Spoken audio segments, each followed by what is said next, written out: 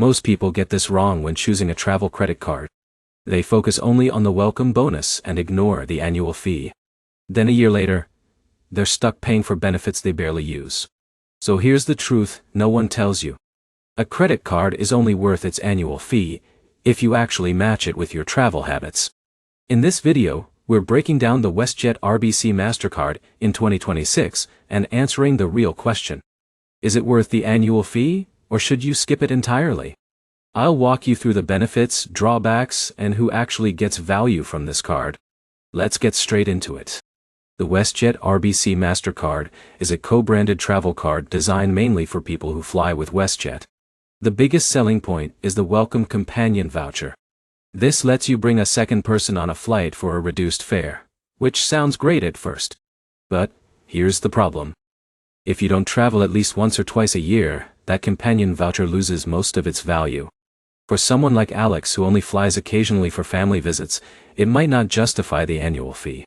Now here's where it gets interesting. The card also gives you WestJet dollars on every purchase. These can be used like travel credit toward flights. So every grocery run, gas purchase, or online order slowly builds your travel balance. Jake used this strategy for a full year. He didn't change his spending habits.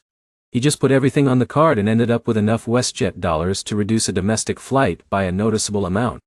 That's where this card starts making sense. The annual fee is usually in the mid-range for travel cards, so it's not the cheapest option out there. But it's also not premium-level expensive. The real question is whether the rewards offset that cost. Now let's talk limitations. The biggest drawback is flexibility. WestJet dollars are only useful if you actually fly with WestJet. If you prefer multiple airlines or cheap third-party bookings, you might feel locked in. This is where most people make a mistake.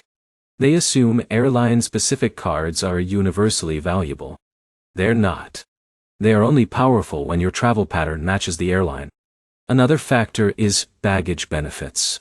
You can get savings on checked bags, which adds value for frequent flyers. But again, only if you actually travel enough to use it. So who is this card really for?